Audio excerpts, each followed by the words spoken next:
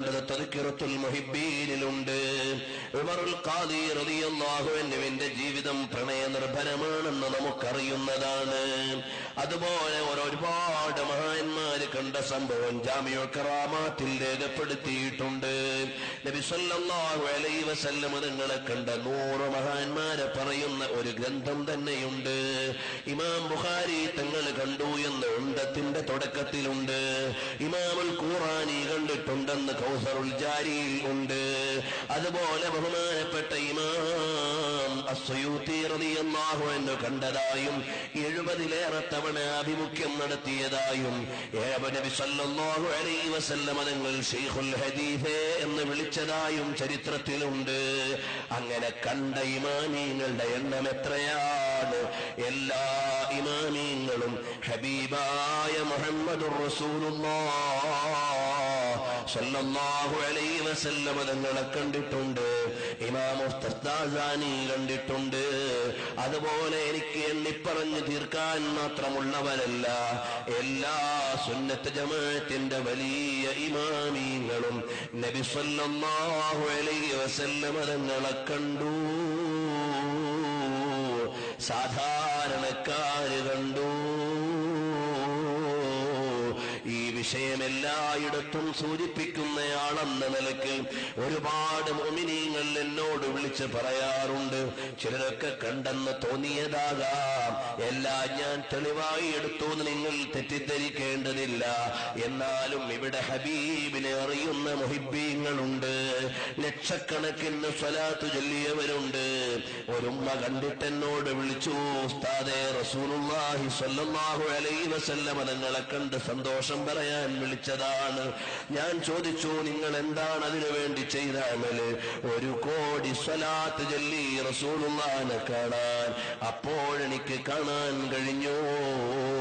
അബുൽ മവാഹിബ് ഷാദുലി തങ്ങൾ കണ്ടു. രാത്രിയിലും പകലിലും 1000 വീതം സ്വലാത്ത് ചൊല്ലുന്ന മഹാനാണ്. ഇന്നാ അഅ്തൈനാകൽ കൗസർ എന്ന മഹത്തായ സൂറത്ത് ഓതിയിരുന്ന മഹാനാണ്. അതുപോലെ തന്നെ ബഹുമാനപ്പെട്ട ഇബ്രാഹിം ഇബ്നു അദ്ഹം റളിയല്ലാഹു അൻഹുവിന്റെ ചരിത്രമുണ്ട്. ഒരുപാട് മഹാന്മാർ ഹബീബ് തങ്ങളെ കണ്ടത് ബഹുമാനപ്പെട്ട റൗദുർ റയാഹീൻ എന്ന ഗ്രന്ഥത്തിൽ ഇമാം യാഫഈ തങ്ങൾ രേഖപ്പെടുത്തിയിട്ടുണ്ട്. അങ്ങനെ എണ്ണിപ്പറഞ്ഞാൽ തീരുമോ? ഇല്ല. ഉമ്മമാരും റസൂലുള്ളാഹി തങ്ങളെ കണ്ട മഹദികളുണ്ട്. എല്ലാവരും സ്വലാത്ത് കൊണ്ട് ചെടുത്തവരാണ്. അഹ്മദ് ബിൻ ഹംബൽ തങ്ങൾ സുന്നത്തിനെ പരിപാലിച്ചപ്പോഴാണ്, ഓ അഹ്മദ് ബിൻ ഹംബലേ, ഇമാമൻ യുക്തദാ, തുടരപ്പെടാനുള്ള നേതാവായി നിങ്ങളെ തെരഞ്ഞെടുത്തു എന്ന് പറഞ്ഞതെന്ന് ബഹുമാനപ്പെട്ട ഖാദി ഇയാദ് തങ്ങൾ ശിഫയിൽ രേഖപ്പെടുത്തിയിട്ടുണ്ട്. അങ്ങനെ ഇമാമീങ്ങൾ ആകമാനം ഹബീബിനെ കണ്ടവരാണ്. സാധാരണക്കാർ ഒരു പക്ഷേ റസൂലുള്ളാഹിനെ കണ്ടവർ, സല്ലല്ലാഹു അലൈഹി വസല്ലം തങ്ങളെ കണ്ടവർ ഈ സദസ്സിലുണ്ടാകാം. മുഅ്മിനീങ്ങളെ, ബഹുമാനപ്പെട്ട യാഫഈ ഇമാം റളിയല്ലാഹു അൻഹു മദീനയിലേക്ക് വരുന്നു. വീണ്ടും 2-3 ആഴ്ച ഇവിടെ നിൽക്കുന്നു.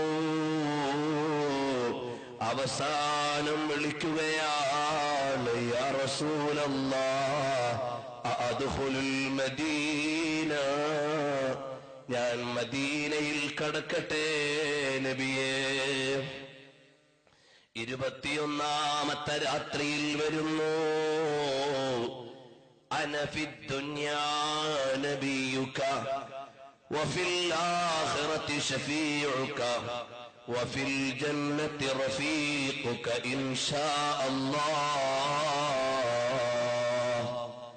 സ്വർഗത്തിൽ, ദുനിയാവിൽ ഞാൻ നിങ്ങളുടെ നേതാവാണ്, നബിയാണ്. ആഖിറത്തിൽ നിങ്ങൾക്ക് ശഫാഅത്ത് ചെയ്യുന്ന ആളാണ്.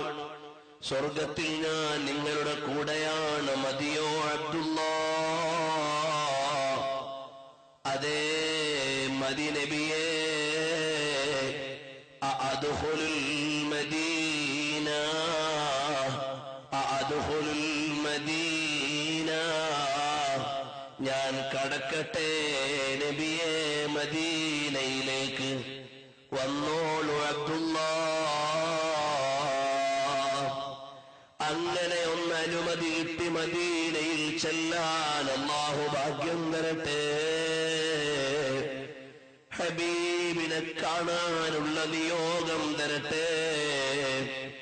ഒരു തവണയല്ല പലതവണ റസൂലുള്ളാഹിനെ കാണണം മോനെ. അന്യ പെണ്ണിനോടുള്ള പ്രണയം വലിച്ചെറിഞ്ഞു സ്വലാത്ത് ചൊല്ലി റസൂലുള്ളാഹിനെ പ്രേമിച്ചോ? കാണാൻ പറ്റും മോനെ. അന്യ ആൺകുട്ടിയെ പ്രേമിച്ച് കൽബ് കേടുവരുത്താതെ പൊന്നു പെങ്ങളെ സ്വലാത്ത് ചൊല്ലിയിട്ട് റസൂലുള്ളാഹിനെ പ്രേമിച്ചോ മോളെ? കാണാം. നിസ്കാരം കൃത്യമായി നിലനിർത്തിക്കോ. വൃത്തികെട്ട സിനിമകളിൽ നിന്ന് വിട്ടുനിന്നോ. വിലക്കപ്പെട്ട കാര്യങ്ങൾ ഒഴിവാക്കിക്കോ. നിന്റെ മൊബൈലിൽ നിന്ന് വൃത്തികെട്ട ക്ലിപ്പുകൾ മുഴുവനും ഒഴിവാക്കിയിട്ട് പണ്ഡിതന്മാരുടെ ഉപദേശങ്ങളും ഹബീബിന്റെ മദ്ഹും വരട്ടെ.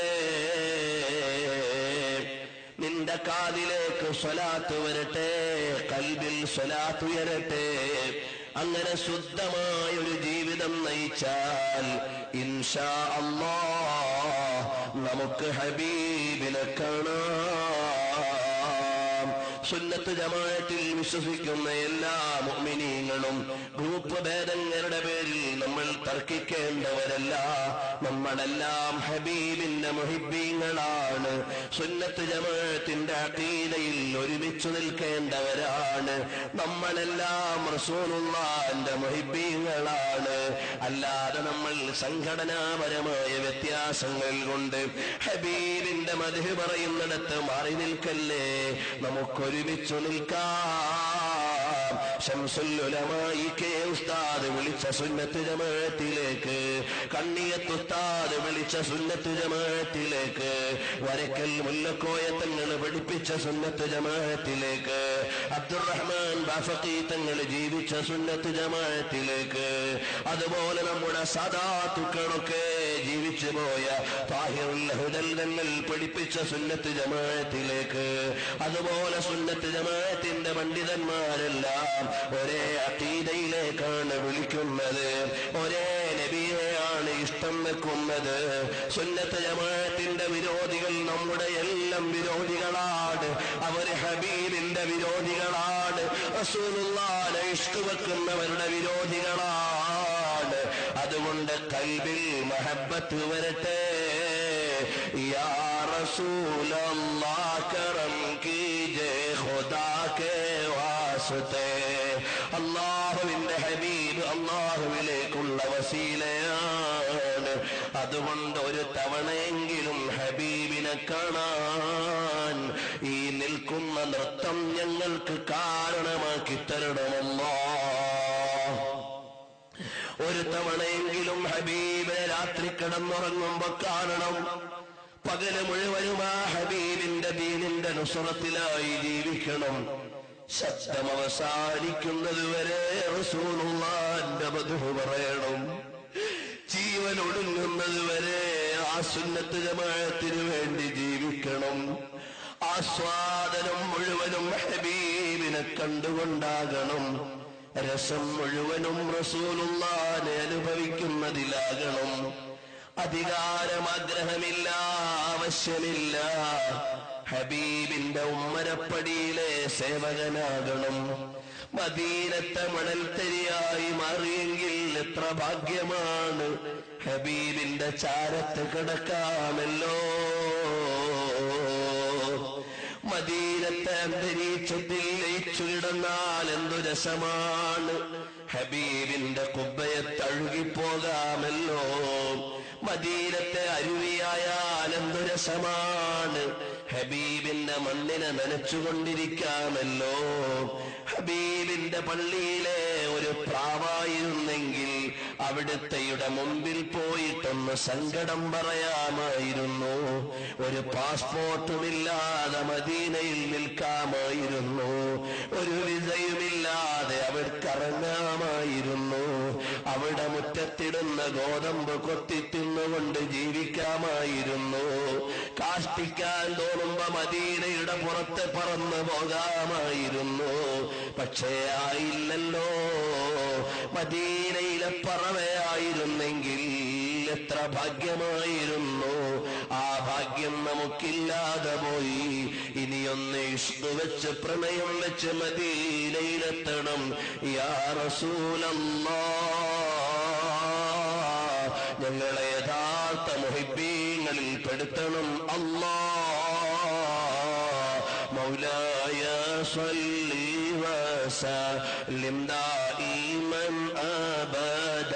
അല്ലാഹു അവിടുത്തെ ഹബീബ് സല്ലല്ലാഹു അലൈഹി വസല്ലം തങ്ങളുടെ മഹബ്ബത്ത് മരണം വരെ പറയാനും പറയുന്നതിനേക്കാൾ വലിയ മഹബ്ബത്ത്